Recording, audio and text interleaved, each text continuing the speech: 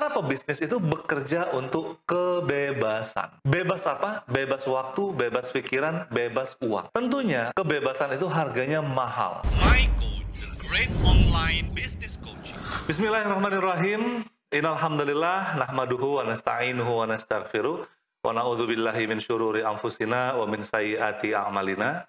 May yahdihillahu fala mudhillalah wa may yudlilhu fala hadiyalah. Asyhadu an la ilaha illallah wa asyhadu anna Muhammadan abduhu wa rasuluhu la nabiyya ba'dah amma ba'du.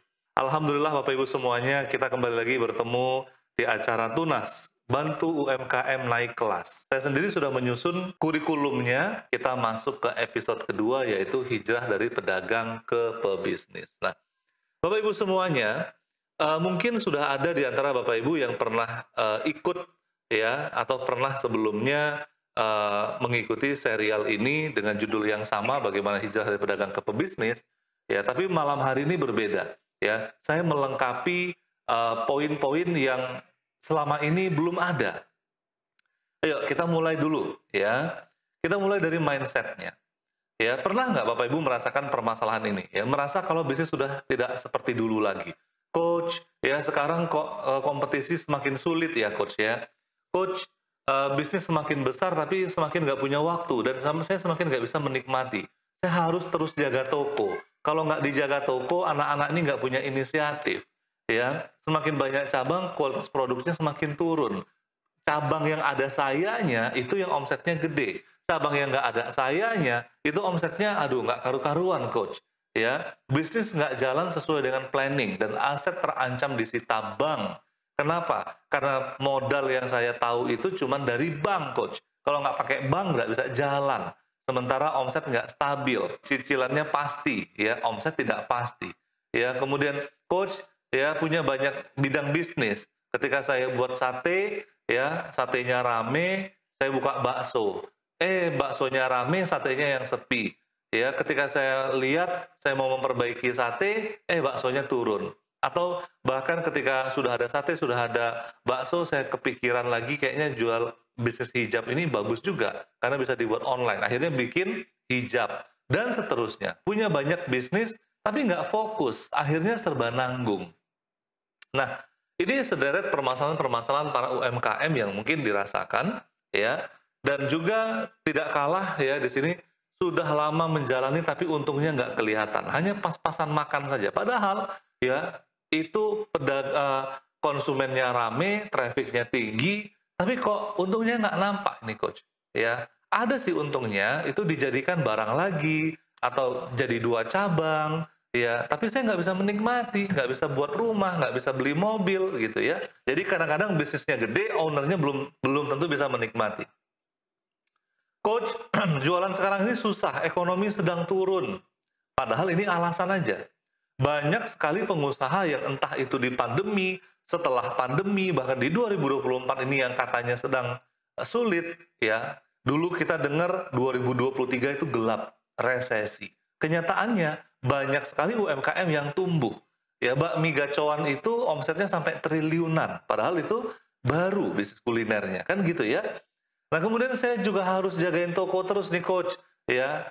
Kalau nggak ada saya, ya itulah ya. Nah, ini akhirnya kecapean, ya, akhirnya nggak punya waktu, ya, dan merasa dagangan orang itu lebih bagus, ya, dagangan sendiri tidak sebagus dagangan orang. Akhirnya rumput tetangga terlihat lebih hijau.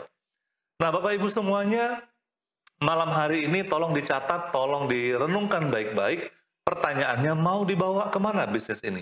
Karena bisnis itu perkembangannya sangat amat cepat. Perubahan dunia saat ini yang kita lihat 5 tahun, ya 5 tahun yang lalu belum ada TikTok, atau kalaupun ada, TikToknya masih unyu-unyu, yang mainnya masih anak alay. Sekarang TikTok sudah menjelma menjadi raksasa, menjadi tempat jual beli, menjadi tempat yang asik untuk berselancar, ya kita bermain, mencari entertain, edukasi, semuanya ada di TikTok. 5 tahun yang lalu style jualan itu nggak semasif hari ini online-nya, gitu ya. 5 tahun yang lalu juga masih banyak hal-hal yang istilah-istilahnya belum ada, ya. Tapi di tahun 2024 bahkan yang lama-lama itu sudah tidak relevan lagi. Facebook sudah tidak seperti dulu lagi. Instagram sudah tidak seperti dulu lagi. Algoritmanya berubah. Sementara kita masih seperti ini terus. Kita bahkan nggak nyadar dunia itu sudah berubah. Ya, kenapa? Karena mindset. Ya. Nah, kita akan kupas apa bedanya mindset pedagang versus pebisnis coach, gitu ya. Kita melihat dulu dari sisi faktor resiko. Pedagang melihat sebuah resiko adalah karyawan yang profesional. Makanya mereka senang merekrut karyawan yang amatiran, ya, atau bahkan yang masih magang, yang fresh graduate, atau yang bahkan tamat SMA, gitu ya. Kenapa? Bisa digaji murah. Sementara para pebisnis justru khawatir dengan karyawan yang amatir. Karena apa? Karena pekerjaannya tidak bisa dipertanggungjawabkan. Karena karyawan yang amatir harus diajarin lagi, nunggu mereka belajar, aduh itu habisin waktu. Ya. Nah, mindsetnya para pedagang itu dasar pengambilan keputusannya itu berdasarkan prasangka. Sementara para pebisnis itu berdasarkan fakta dan data. Sehingga banyak sekali para UMKM pengusaha kita ini nggak bisa membaca data. Nggak bisa baca data laporan keuangan, nggak bisa baca data iklan, nggak bisa baca data konsumen, sehingga semuanya pakai prasangka. Kayaknya sepatu yang model ini yang rame, yang dinikmati coach. Oke, di stok banyak, taunya boncos, taunya nggak laku. Akhirnya stoknya numpuk di gudang. Nah, kemudian beda mindset lagi ada fokus. Ya, kefokusan seorang pedagang ini fokus pada beli barang dagang. Ini yang saya katakan di awal tadi. Banyak para pedagang itu dagangannya banyak, inventorinya penuh, ya, gudangnya penuh, tapi dia nggak bisa menikmati. Nggak ada mobil, nggak ada rumah, anak sekolah susah. Kenapa? Karena banyak dead stock. Ya, dia mikir itu semakin lengkap barang dagangannya, semakin konsumen suka. Padahal kalau kita lihat, ya, para pebisnis itu mereka semakin spesifik barangnya, semakin niche, ya, itu mereka semakin laris, ya, semakin punya positioning, ya. Para pebisnis itu justru fokusnya ke investasi iklan. Apa itu investasi iklan, coach? Bagaimana ketika mereka iklan, mereka dapatkan database, mereka dapatkan insight. Insight ini yang digunakan untuk meretargeting para konsumennya. Ya, jadi mereka tidak fokus dengan barang dagangannya, tapi fokus kepada bagaimana barang dagangan itu laku melalui iklan. Ya, untuk membahas tentang investasi iklan ini ada pembahasan tersendiri tentang selling, nantinya akan saya bahas di pertemuan berikutnya, gitu ya. Nah, para pedagang ini justru takut untuk beriklan, ya, baik itu iklan Facebook Ads, iklan Google Ads, iklan yang kekinian, ya, TikTok Ads, ya. Kenapa? Aduh, mending saya numpuk barang, coach. Ya, mending saya upgrade barang, perbagus toko. Halo, bagus pun tokonya, trafficnya rendah, ya nggak ada yang beli juga barangnya, gitu. Sementara ketika kita iklan, kita dapatkan database, ya, iklan itu kemudian semakin besar database-nya, semakin spesifik orang itu bisa kita target. Nah, di sini yang sering kita kenal adalah iklan ngejar-ngejar konsumen. Maksudnya apa? Bapak Ibu ngerasa nggak ketika buka HP gitu ya, cari-cari tentang kamera, nanti main Facebook iklan kameranya nongol, main Instagram kameranya nongol, main apa lagi? Google kameranya nongol. Akhirnya beli aja lah kameranya. Kenapa? Karena iklan itu terus ngejar Bapak Ibu. Ya, itu namanya retargeting. Nah, kemudian pola kerja dari para pedagang ini berbeda banget. Ya, mereka fokus dengan bekerja, ya, kemudian menghasilkan uang, ya, maaf.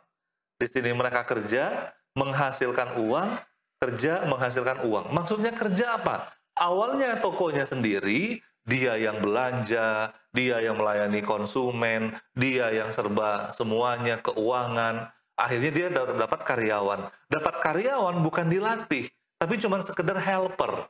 Ya, nggak ada dia, ya uang nggak datang. Ya, dia sakit, ya tokonya dibuka, itu dia was-was.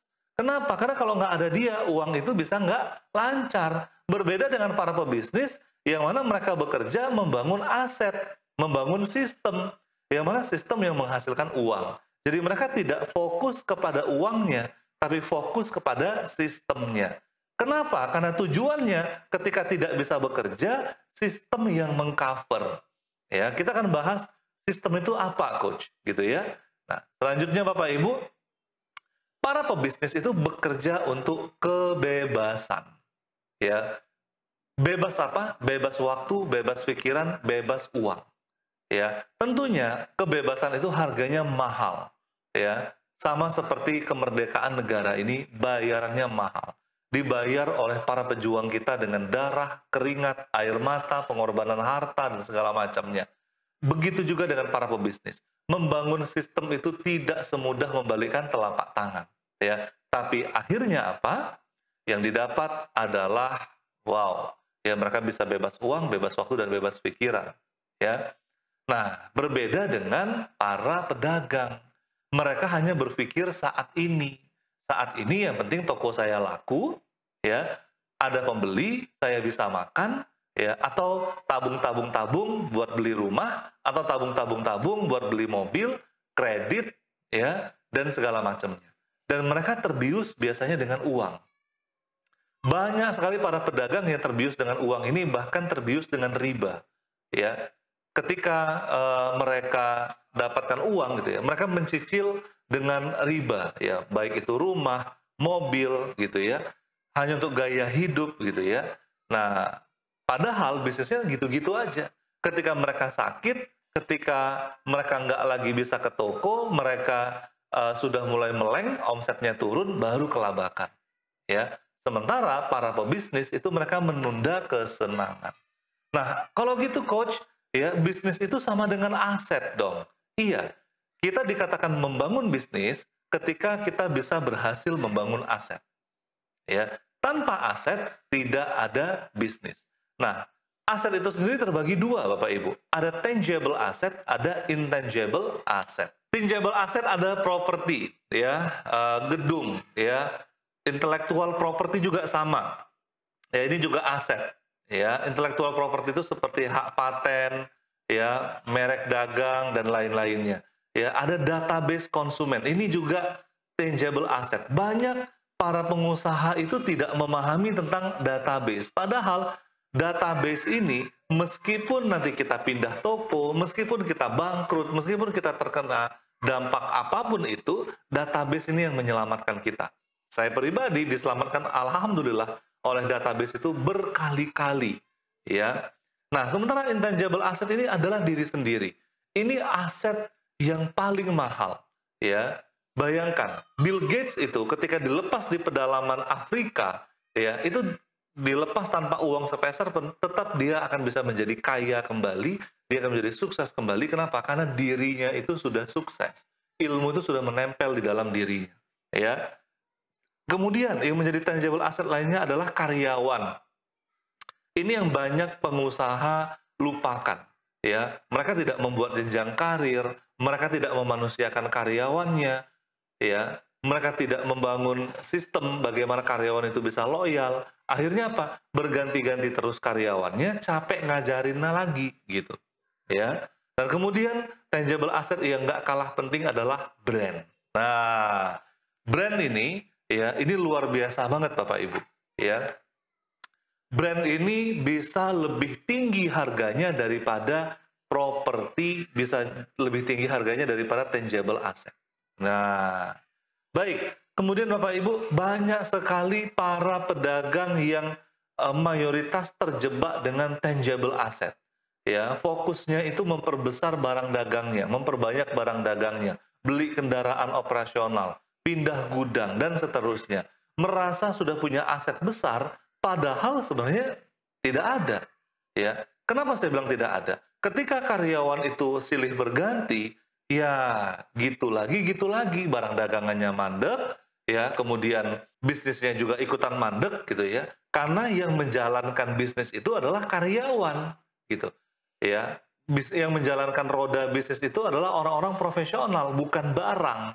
Barang itu ya cuma sekedar materi aja, nggak bisa bergerak, ya. Nah, kemudian ya tidak mampu mendelegasikan bisnis sepenuhnya. Ini yang banyak sekali penyakitnya, ya. Coach, saya susah percaya sama karyawan karena kalau saya ajarin, nanti dia keluar, buka bisnis sendiri jadi rivalnya saya. Atau coach, ini karyawan ini kalau pintar malah minter-minterin saya.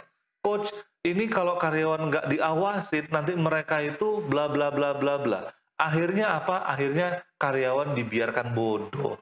Ya, akhirnya apa? Imbasnya kepada konsumennya. Konsumennya tidak dilayani dengan maksimal, konsumennya tidak dimanusiakan, konsumennya tidak dimanjakan. Akhirnya konsumennya pindah ke kompetitor, ya.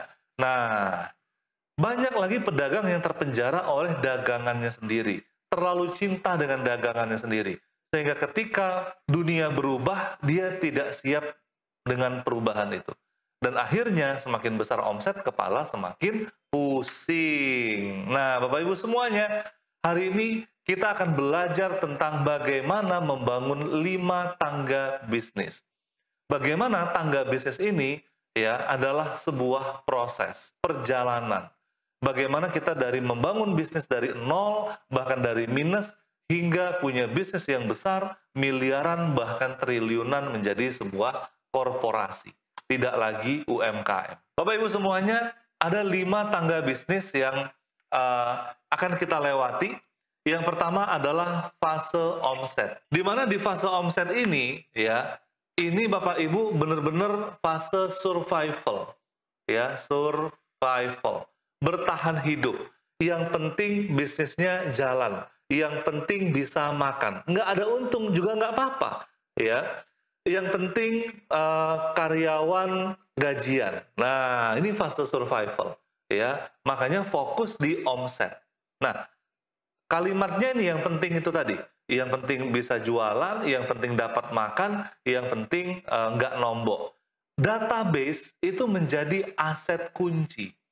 Banyak sekali, bahkan saya katakan mayoritas, mungkin 99% pengusaha UMKM tidak membangun aset. Mereka tidak punya database konsumen. Yang mereka lakukan adalah nunggu jualannya bisa dibeli orang, nunggu jualannya dibeli oleh konsumen, ya, sehingga apa? Banyak waktu terbuang, banyak waktu yang tidak efektif. Lebih konyolnya lagi adalah banyak karyawannya juga ikutan berpangku tangan, bahkan karyawannya main game. Nah, ya, ini kita menggaji orang untuk main game, sudahlah fasenya fase survival, ya, fase bertahan hidup, ya, karyawan tidak punya sense of belonging, karyawan tidak punya rasa memiliki, ya, ya sudah, akhirnya bisnisnya di fase itu aja, fase omset terus, nggak pernah naik-naik. Nah, sebenarnya ketika dikelola database ini, ya, konsumen itu loyal dengan kita, kita kenal mereka dan mereka juga mengenal kita mau pindah kemanapun, kita mau buka cabang berapapun, konsumen ini akan terus ngejar-ngejar kita, akan terus loyal dengan produk kita.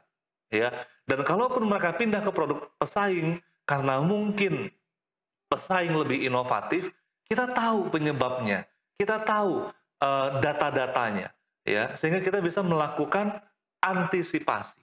Nah, kemudian setelah fase omset, kita masuk kepada fase margin, di mana di sini produk kita itu sudah menjadi produk market fit.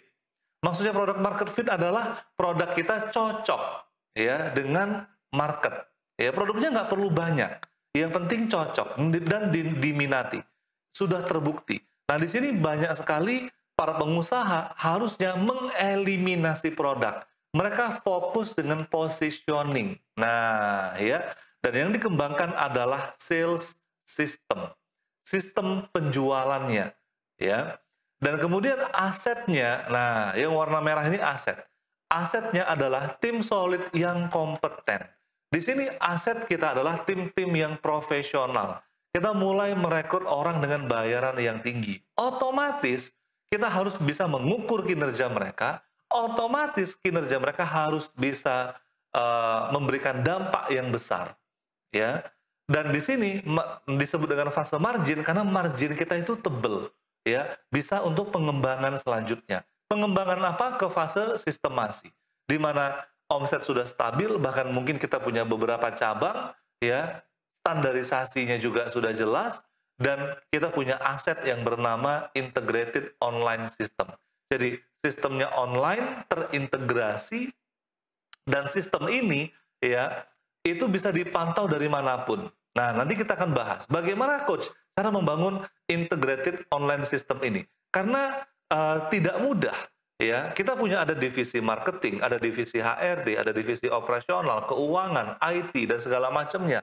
Bagaimana mensistemasi itu dan mengkolaborasikannya, mengintegrasikannya sehingga bisnis itu bisa ditinggal, ya. Kita bisa mulai semi autopilot. Kenapa semi autopilot, coach? Karena orang-orangnya belum terbentuk dengan utuh. Orang-orang ini baru terbentuk dengan utuh di fase delegasi. Ya, di mana kita mulai bisnis kita ini dilakukan secara massal, ya, dan kemudian kuncinya adalah aset kita adalah para profesional, para pemimpin yang kita miliki. Bisa jadi di sini tidak lagi kita yang menjadi direkturnya, ya, tapi sudah ada direktur tersendiri. Nah, di sini baru bisa kita sebut dengan bisnisnya autopilot, sepenuhnya autopilot. Ya, kita tinggal memerintah direktur, ya, kita tinggal menuntut si direktur untuk memberikan performa yang maksimal, ya. Kita menuntut dia untuk bisa berinovasi atau menjadi direktur yang optimal, ya, sehingga omsetnya bisa puluhan miliar. Nah, masuk kita fase ekspansi, di mana kita mencetak uang, ya, di mana asetnya adalah uang, ya. Kita akan mengakuisisi perusahaan atau kita akan scale up bisnis. Nah, itu nanti di fase ekspansi, ya. Nah, Bapak Ibu, kita akan masuk ke pembahasan satu persatu. Nah, sebelum kita membahas permasalahan satu persatunya, pertanyaannya adalah di mana posisi bisnis Anda. Nah, ini menentukan di mana strategi bisnis Anda, ya. Apakah Anda di fase omset? Apakah Anda di fase margin? Apakah Anda di fase sistemasi? Ini menentukan langkah Anda berikutnya. Nah, kita bahas satu persatu dulu, ya. Ya, kita akan hijrah dari pedagang ke pebisnis. Kenapa? Karena dengan hijrah ini bisnis kita bisa growth dan sustainable. Banyak sekali para pedagang yang mati, yang sekarang sudah tidak berdagang lagi karena punah dengan situasi. Situasi sudah berubah, sementara mereka tidak berubah. Ya, kita lihat bagaimana sepinya Tanah Abang. Kita lihat bagaimana para pedagang ini dari tahun ke tahun nggak berubah. Ya, kenapa? Karena mereka tidak membangun aset dan tidak membangun sistem. Sementara yang kita harapkan dari menjadi pebisnis, bisnis kita berkembang dan sustainable, bisa diwariskan. Nah, yuk kita bahas satu persatu, ya. Yang pertama adalah fase omset. Di fase omset ini ada 4 poin kunci. Yang pertama adalah di mana segmen Anda. Ketika kita bisa menentukan segmen, di situ keberhasilan bisnis kita. Ketika segmen itu kita katakan, oh semuanya, saya menjual untuk semuanya, coach. Mau yang tua, mau yang muda, mau yang miskin, mau yang kaya, bisa membeli produk saya. Tandanya Anda belum berbisnis. Dan siap-siap produk Anda sepi pembeli. Kenapa? Karena tidak ada pembeli yang spesifik, ya. Kemudian, ya, siapa target market Anda? Ini lebih spesifik lagi, ya, daripada segmen ini lebih spesifik target market. Target market itu adalah orang yang akan membeli produk kita, yang akan berlangganan dengan produk kita, dan bagaimana saluran penjualan Anda, bagaimana sales funnel-nya, bagaimana produk kita bisa sampai ke tangan konsumen. Nah, ini akan kita bahas lebih spesifik di episode berikutnya tentang sales funnel. Banyak sekali para pengusaha UMKM, mereka itu menggunakan banyak channel, menggunakan Instagram, menggunakan TikTok, YouTube, tapi semuanya tanggung, semuanya itu kecil-kecil. Ya, traffic di Instagramnya kecil, di TikToknya kecil, di YouTube apalagi, ya, di Facebook lebih kecil lagi. Akhirnya apa? Merasa sudah menggunakan channel promosi online, ya, tapi omsetnya gitu-gitu aja. Kenapa? Karena nggak ada saluran penjualan yang difokuskan. Mereka nggak ngerti tentang customer journey. Nah, ya. Dan paling penting lagi adalah bagaimana cara merawat konsumen. Nah, ini kita bicara tentang CRM, Customer Relationship Management. Ya, di sini kita bicara tentang database. Nah, database nanti dibagi menjadi 4, ya. Ada data calon konsumen, ada data konsumen kita, ada data orang-orang yang sudah loyal dengan produk kita, ada data orang-orang yang tadinya loyal sekarang menjadi resellernya kita. Nah, dari pemakai jadi pengedar. Waduh, bahasanya ngeri banget, Coach. Tapi memang itu realita, ya. Ketika kita tidak punya database, ya, orang mempromosikan kita dari mulut ke mulut itu nggak terukur, Bapak Ibu. Ya, bahkan kita merasa bisnis kita dipromosikan dari mulut ke mulut, tapi kita tidak bisa memaksimalkan itu. Ya, nah, baik. Nah, di fase omset ini sebenarnya belum perlu ya SOP. Tapi yang paling penting adalah peraturan perusahaan. Kenapa SOP belum perlu, Coach? Gitu ya, karena nggak perlu yang jelimet, nggak perlu yang kaku. Yang penting ada peraturan perusahaan, karyawan ini sebatas helper, dan karyawan ini didisiplinkan, ya, diatur, ya, kinerjanya terukur, ya. Nah, udah cukup, itu aja, ya.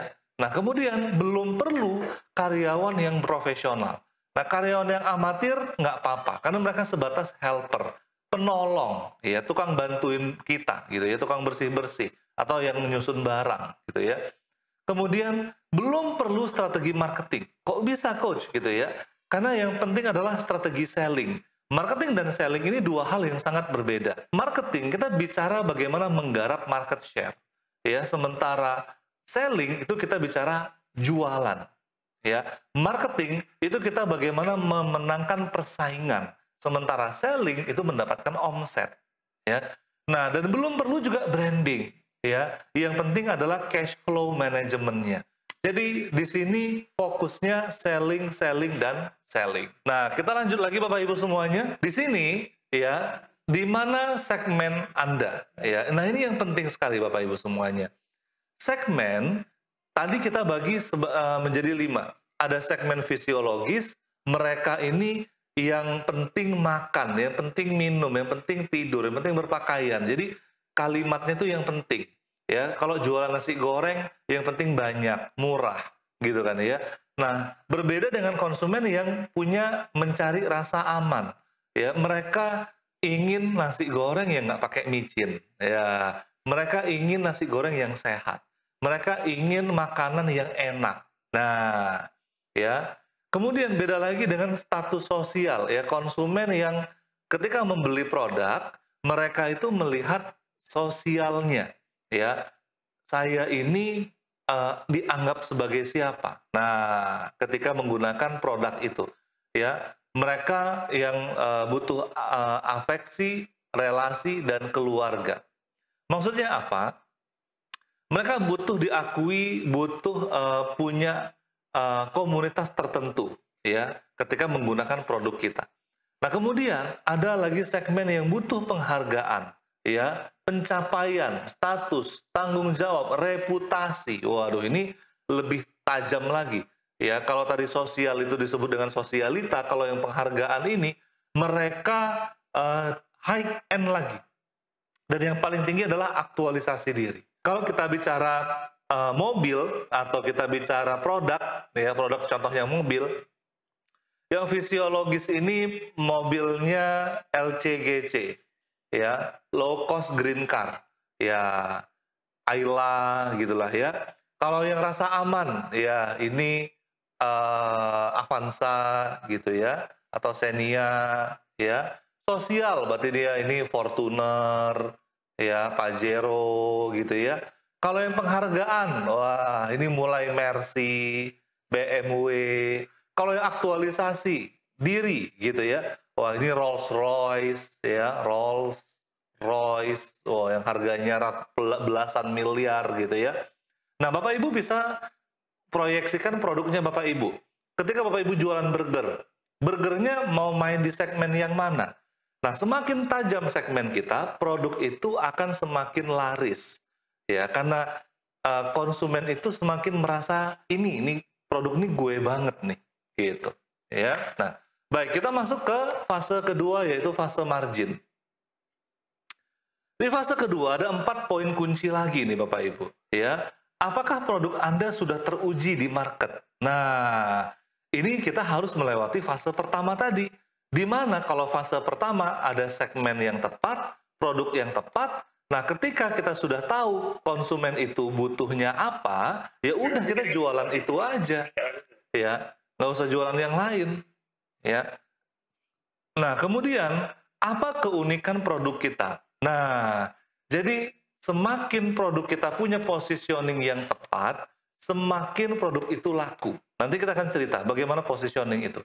Dan di sini aset kita adalah tim. Siapa orang-orang kunci kita? Ya, kita mulai mempekerjakan orang profesional, meski cuma 1 orang atau 2 orang, ya. Tapi mereka profesional, mereka leader, leader yang memimpin helper-helper, orang-orang di bawahnya, ya, memimpin para staff atau memimpin anggota yang freelance dan semisalnya, ya. Apa yang membuat omset Anda bisa tetap stabil? Nah, yang membuat omset kita bisa stabil adalah CRM, ya, database yang sudah diolah. Tadi kalau di fase omset kita sebatas punya database untuk menghubungi mereka, kalau di fase margin ini lebih dalam lagi. Kita bahkan membuat komunitas, ya, sehingga mereka bangga, ya, menjadi bagian dari konsumen kita. Nah, di sini Bapak Ibu ada yang namanya USP atau Unique Selling Proposition, keunikan produk, ya. Nah, keunikan produk ini kita cukup pilih salah satu saja, ya. Bapak Ibu semuanya, banyak UMKM yang salah kaprah, ya, merasa bahwa coach saya ini secara fungsi produk oke, harga terbaik, servis luar biasa, kualitas nggak usah ditanya, tapi kok sepi. Iya, kenapa? Karena USP Anda tidak tajam. Harusnya Anda pilih salah satu saja. Anda menjadi produk yang fungsinya paling lengkap, paling kuat. Produknya fungsinya paling efektif, paling nyaman digunakan. Harganya mahal, ya sesuai dong dengan kualitas produk Anda, gitu kan ya. Servisnya nggak gitu bagus, iya, tapi kan produknya bagus. Orang akan tertutupi servisnya dengan fungsi produk Anda. Nah, ini pilih salah satu, ya.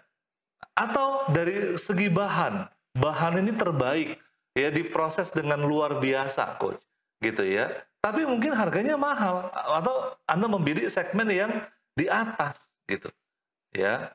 Servisnya nggak terlalu bagus, nggak apa-apa. Karena apa? Karena tertolong oleh bahan dari produk Anda, tidak dimiliki oleh kompetitor yang lainnya. Saya punya permisalan ini, di sini ada 4 kategori mobil. Nah, Bapak Ibu semuanya, kenapa saya contohin mobil ini supaya Bapak Ibu bisa memahami, ya, nanti dikonversikan ke bisnis Bapak Ibu, kira-kira USP saya ini apa, gitu ya. Nah, di dalam bisnis itu ada industri, ya. Nah, kita ambil contoh ini adalah industri mobil mewah. Ya, industri mobil mewah ini kompetitornya ada Mercedes-Benz, BMW, Volvo, dan Audi. Ya, yang mana mereka masing-masing punya positioning, punya USP tersendiri. Kalau Mercedes-Benz, ya, Mercy yang dia jual adalah kenyamanan, yang dia jual adalah bangku belakang. Makanya Mercy ini dipakai oleh kepala negara atau bos-bos yang memang mereka punya supir. Karena memang Mercy ini diciptakan untuk memanjakan penumpangnya. Nah, berbeda dengan BMW, BMW ini dimiliki oleh eksekutif muda, ya, atau orang kaya yang hobi nyetir, ya, sehingga kehebatannya adalah drivingnya, sensasi mengendaranya. Jelas bedanya ya. Harganya ini mirip-mirip aja. Antara Mercy dan BMW harganya mirip-mirip. Tapi USP-nya jelas berbeda. Ya, Audi. Sorry, ini saya salah tulis ya. Ini Audi bukan Volvo. Ya. Audi, ya, Audi ini kita lihat dipakai di film Iron Man, ya, dipakai sama Tony Stark. Kenapa? Karena Audi ini keunikannya adalah teknologinya. Teknologinya paling mutakhir, ya. Teknologinya paling terdepan, ya. Teknologinya paling canggih. Nah, sementara Volvo, ya, ini adalah mobil dengan safety terbaik, ya. Bahkan digelari dengan Swedish Tank. Swedish itu negaranya, ya Swedia, ya tank berwujud mobil, saking kokohnya. Jadi ini dihantam kecelakaan segala macam itu aman gitu ya. Kalau nabrak truk tronton, truknya yang peot, bukan mobil Volvo-nya yang peot gitu ya. Nah, kita lihat di industri mobil mewah ya yang sekelasnya ya, karena kalau Lamborghini, Ferrari itu tidak sekelasnya, itu kelas di atasnya lagi gitu ya. Itu sport car namanya ya. Tapi ini di tengah kelas mobil mewah ini masing-masing punya positioningnya tersendiri. Nah, pertanyaan saya, positioning produk Anda apa? Apa yang membedakan produk Anda dengan pesaing? Apa yang membuat konsumen harus membeli produk dari Anda? Apa yang membuat produk Anda terlihat unik? Nah, kalau Anda sudah punya ini, baru kita sistemasi bisnis Anda. Ya, di fase sistemasi bisnis, ya, ada 4 poin kunci lagi. Yang pertama adalah dibutuhkan divisi khusus untuk membangun sistem dan memelihara sistem itu, yang disebut dengan divisi HRD. Nah, bagi Anda yang sekarang ini sudah punya omset 1 miliar, 2 miliar, yang sedang menonton video ini, Anda hubungi saya, ya. Saya terbuka membuka ruang diskusi bagaimana Anda bisa membangun sistem bisnis di perusahaan Anda. Ya, kita tidak lagi bicara tentang omset. Kenapa? Karena omset Anda sudah lumayan stabil. Ya, walaupun nggak gede-gede amat. Coach, nggak gede amat, omsetnya 2 miliar.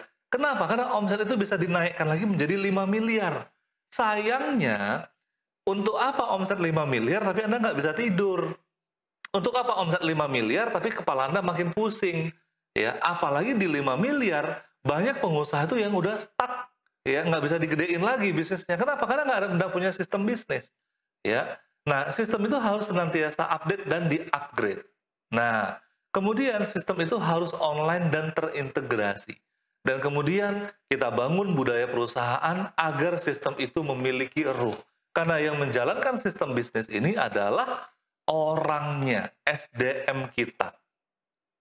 Tanpa SDM yang handal, sistem itu ya cuma sekedar perangkat aja gitu ya. Coach, sistem itu seperti apa sih? Sistem itu seperti tubuh manusia, ya, yang mana ada sistem peredaran darah, ada sistem transportasi tubuh, ada sistem pencernaan, ya, ada sistem kekebalan tubuh.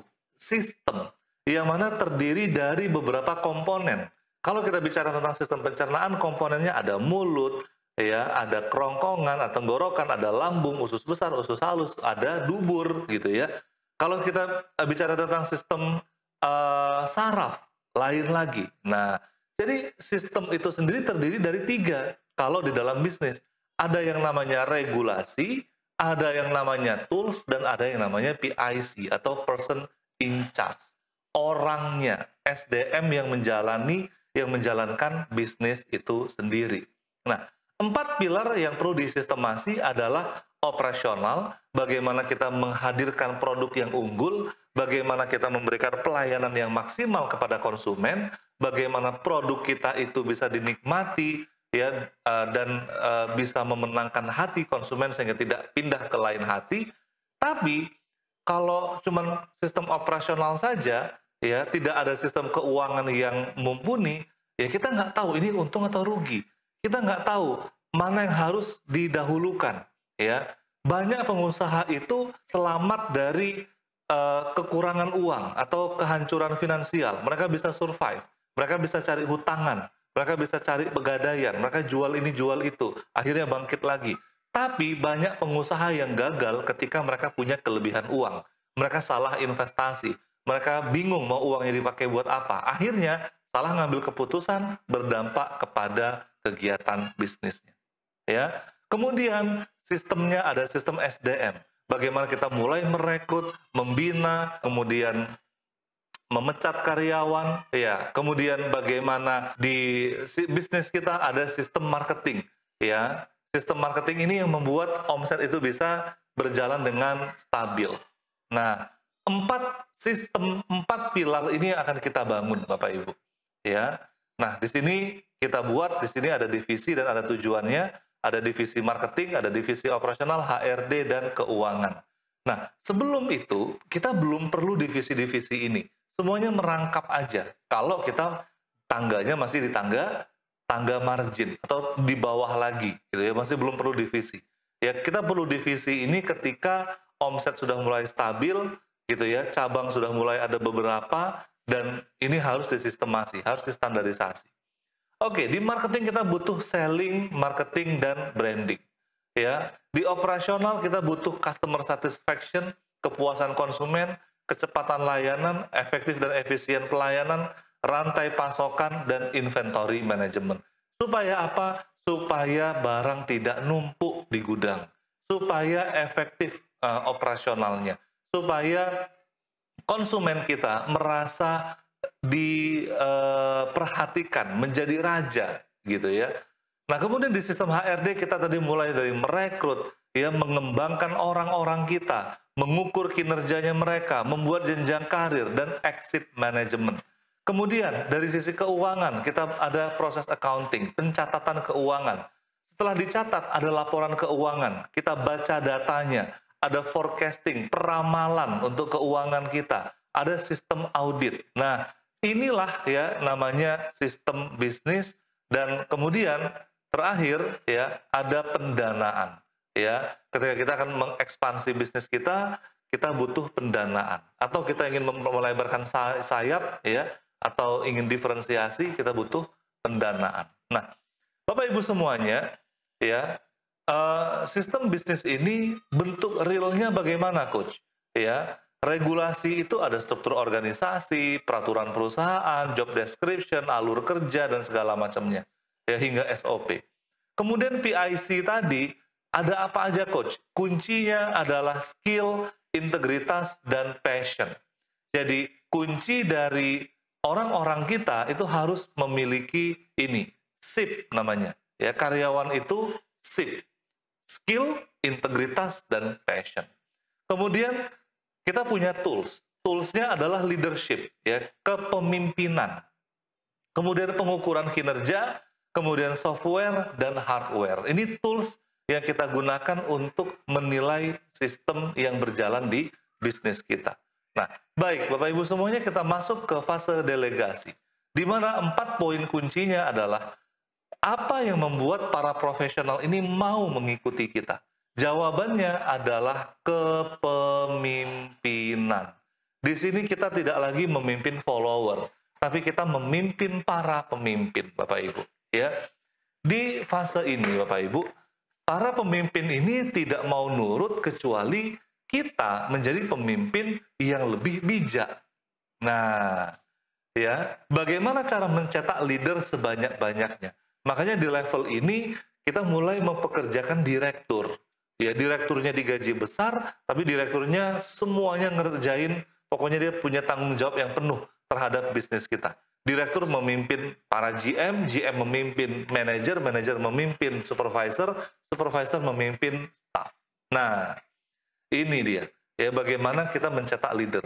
Dan banyak sekali kesalahan di mana kita menjadikan orang yang senior yang jadi leader. Padahal senioritas belum tentu cocok untuk menduduki posisi pemimpin. Pemimpin adalah orang yang punya pengaruh, orang yang punya kompetensi, dan orang yang punya karakter yang kuat, sehingga dia diikuti oleh bawahannya. Omongannya didengar, dan dia punya visi. Ya, bagaimana agar sistem dan SDM itu bisa klop? Nah, di sini nih, ya.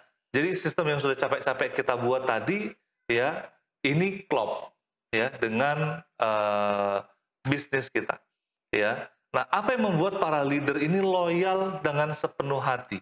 Karena apa? Karena kita mempekerjakan para profesional ini seperti kita mempekerjakan harimau atau memelihara harimau. Ketika salah kita memeliharanya, kita yang diterkam. Tapi ketika kita bisa mengendarainya, kita bisa memeliharanya, mereka bisa berburu untuk kita. Nah, makanya banyak sekali para profesional itu jadi kutu loncat. Ya, loncat di perusahaan ini, loncat di perusahaan sana. Kenapa? Karena tidak ada sistem yang membuat mereka loyal. Tidak ada hal yang membuat mereka harus membela perusahaan ini dengan mati-matian, gitu. Nah, kita harus bedakan dulu apa bedanya bos dengan pemimpin. Kalau bos ya, dia ini mencari kesalahan ya, eh, apa ya, lebih memberikan punishment. Sementara kalau leader dia yang memperbaiki kesalahan, ya. Nah, kemudian kalau bos itu menakut-nakuti, ya. Bos itu menakut-nakutinya gimana? Kamu kalau nggak kerja nanti dipecat. Kamu kalau ini nggak selesai nanti dihukum. Kamu ini harus bisa bla bla bla bla bla. Sementara leader atau pemimpin dia yang mengenerate antusiasme. Dia yang membakar semangat timnya, ya, dimotivasi timnya, diarahkan, diajarkan, dibimbing, ya. Nah, bos itu mendrive karyawan. Maksudnya mendrive karyawan itu apa? Mendorong karyawan.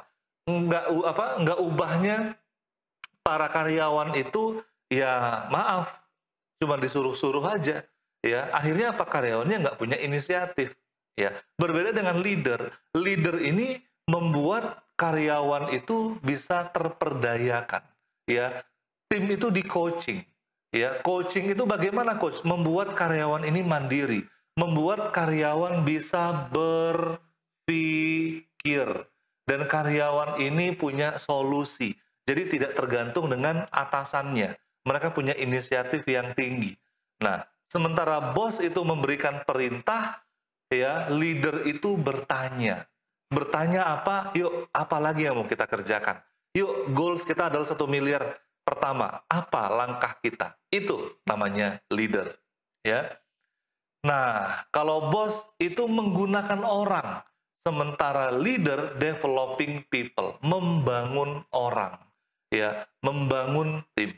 Maksudnya membangun tim apa? Yang tadinya tim itu mereka staff, ya, dididik, ya, kemudian diberikan mandat, dipercaya, akhirnya mereka bisa naik level menjadi supervisor. Supervisor mereka dididik lagi, di training lagi, dikembangkan lagi, diberikan kepercayaan. Oh, salah, nggak apa-apa, ya. Kemudian melakukan kekeliruan, dimotivasi, akhirnya supervisor naik menjadi manajer. Manajer begitu lagi, diberikan kecakapan lagi, diberikan training lagi, akhirnya menjadi GM dan seterusnya. Itulah tugas leader, ya. Nah, Bapak Ibu, sampai di sini ini pembahasannya semakin berat, ya. Kenapa? Karena untuk menjadi leader sejati, kita harus membuka katup kita, ya. Katup itu seperti botol. Katup itu adalah pembatas diri kita. Ini bagi yang punya bisnis yang sudah mulai ratusan juta atau miliaran, ini sering mengalami permasalahan ini. Ya, tidak bisa mendelegasikan karena ego. Kenapa? Karena nggak ada yang bisa mengerjakan sebaik saya, coach. Ya, saya kalau mengerjakan ini cukup 5 menit. Karyawan itu lambatnya minta ampun. Nah, ya. Atau takut tersaingi, ya. Takut karyawan pintar, ya. Idealis, ya. Ini pokoknya coach harus perfect, gitu ya. Padahal sebenarnya kalau didelegasikan, karyawan itu diajarkan, karyawan itu diberikan mandat, diberikan kesempatan, hasilnya juga akan bagus, ya. Merasa, nah ini nih, merasa paling berjasa, merasa sudah optimal, padahal belum maksimal, gitu ya. Karena nggak ada alat ukurnya, ya. Haus apa? Haus akan pujian, haus akan prestasi, tidak pernah merasa cukup, gitu ya. Kenapa?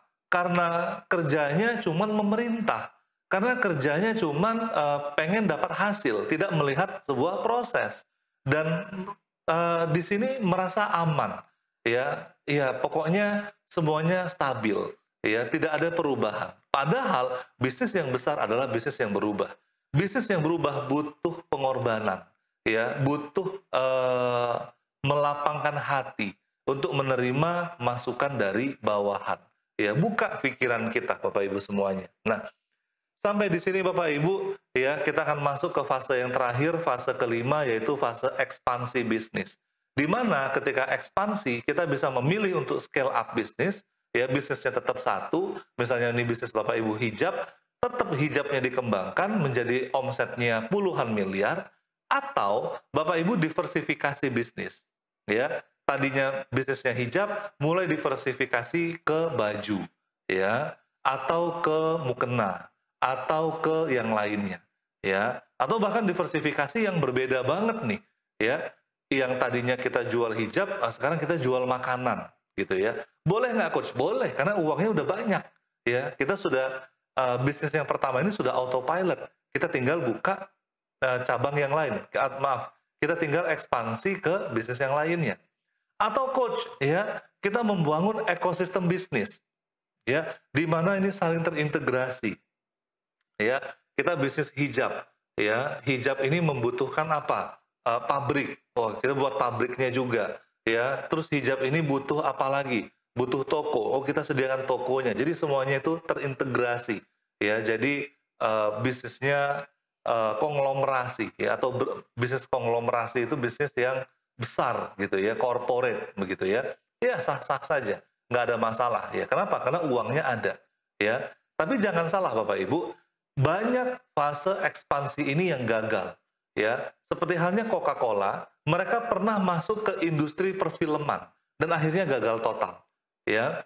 Bagaimana Apple, mereka masuk ke industri otomotif dan akhirnya gagal total, ya. Dan karena fase ekspansi ini butuh tahapan lagi, ya. Kita lihat bagaimana Apple, ya, mereka fokus membeli perusahaan daripada buat perusahaan baru. Karena membuat perusahaan baru itu nggak segampang yang kita pikirkan, gitu ya.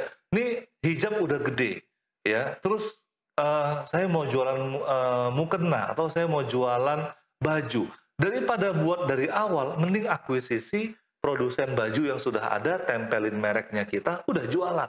Nah, ini yang dilakukan perusahaan-perusahaan besar, ya. Begitu juga dengan Tesla. Ya, Tesla. Tesla buka kesempatan akuisisi untuk perusahaan tambang, di mana dia membuat perusahaan tambang nikel, ya, untuk mensupport nikel bagi baterai Tesla, ya. Nah, ini juga ekspansi bisnis. Kenapa? Teslanya sudah begitu besar, gitu ya. Nah, Bapak Ibu semuanya, kaidah investasi, kita masuk ke dalam investasi. Investasi ini sangat amat berbeda dengan bisnis, ya. Kalau tadi kita bicara tentang bisnis, 5 fase bisnis, nah di sini kemungkinan besar ketika kita sudah fase ekspansi, kita juga menjadi seorang investor, ya. Investor itu berbeda sekali, ya. Jangan pernah berbisnis dengan orang yang karakternya buruk. Ketika kita melihat kita mau berekspansi nih, kita mau membeli bisnis, ya. Membeli bisnis itu kan sekaligus sama timnya, orang-orangnya juga kita beli, gitu kan ya. Jangan pernah berbisnis dengan orang yang karakternya buruk. Kenapa? Karena kita bisa ditikam dan uang yang kita korbankan itu nggak akan balik lagi, gitu ya. Anda harus pesimis. Nah, ini yang menarik, bahwa kalau kita berbisnis kita harus optimis. Tapi kalau kita jadi investor, kita harus pesimis. Maksudnya pesimis apa, Coach? Maksudnya kita harus buat segala kemungkinan bagaimana bisnis ini rugi. Kalau rugi, uang kita nol, ya, uang kita habis. Semua jerih payah yang kita bangun sia-sia. Kalau investasi itu mulai dari angka yang besar, makanya harus hati-hati. Makanya tidak bisa sembarangan ambil langkah. Anda harus jadi orang yang pesimis dulu. Anda harus melihat segala celah. Ketika celah-celah kebangkrutan, celah-celah kegagalan itu tertutup semua, Anda melihat ini bisnisnya perfect, baru Anda invest. Kalau tidak, Anda jangan invest, ya. Jangan sungkan untuk mengatakan tidak dan Anda pilih bisnis yang lain, ya. Nah, kemudian Anda harus tidak fokus, itu investasi. Kalau berbisnis, Anda harus fokus, ya. Sementara kalau Anda investasi, Anda harus diversifikasi. Anda harus meletakkan telur di beberapa keranjang, ya. Anda tidak boleh fokus. Nah, ini kebalikannya, ya. Kemudian, ya, ini seperti konsep menombak ikan di sungai, ya, menangkap ikan dengan tombak di sungai. Maksudnya apa? Ketika kita akan menombak ikan, ini kita akan mengeker ikan itu. Kita akan fokus kita ke ikan itu, gitu ya. Setelah kita kunci fokusnya, kita tancapkan tombak dan kita dapatkan ikannya. Sama dengan prinsip investasi. Anda mulai dengan angka, mungkin 1 miliar, 2 miliar, atau mungkin 100 juta, 200 juta. Jangan sampai ya uang Anda hilang sia-sia hanya gara-gara Anda menangkap ikan yang salah. Ikan yang salah itu apa? Mungkin bisnisnya tidak potensial atau bisnisnya ini dikendarai oleh orang yang karakternya buruk. Ya, makanya Anda harus fokus melihat sisi-sisi kelemahan-kelemahan dari bisnis itu. Ya, semakin banyak kelemahannya, Anda tinggalkan aja bisnis itu. Anda beralih ke kesepakatan yang lainnya. Itulah teknik investasi. Ya, rumus investasi adalah jangan sampai Anda kehilangan uang. Ya, jangan sampai Anda kehilangan uang karena ini hasil keringat semuanya, Pak. Ketika Anda salah ambil keputusan, ya, Anda gagal, Anda harus ulang lagi. Semua uang yang Anda bangun itu sia-sia, ya. Nah, baik Bapak Ibu semuanya, baik. Iya, sendiri tanpa kekasih, sekian dan terima kasih. Oke, thank you ya. Bagi Bapak Ibu yang ingin bertanya khusus dengan saya, bisa buat janji, kita ngobrol-ngobrol lebih dalam, dan mudah-mudahan saya bisa membantu mewujudkan impian Bapak Ibu untuk punya bisnis yang berkah dan autopilot. Amin ya rabbal alamin. Supaya pembahasan kita ini berkah, ya kita tutup dengan doa kafaratul majelis. Subhanakallahumma wa bihamdika, asyhadu alla ilaha illa anta, astaghfiruka wa atubu ilaik. Assalamualaikum warahmatullahi wabarakatuh.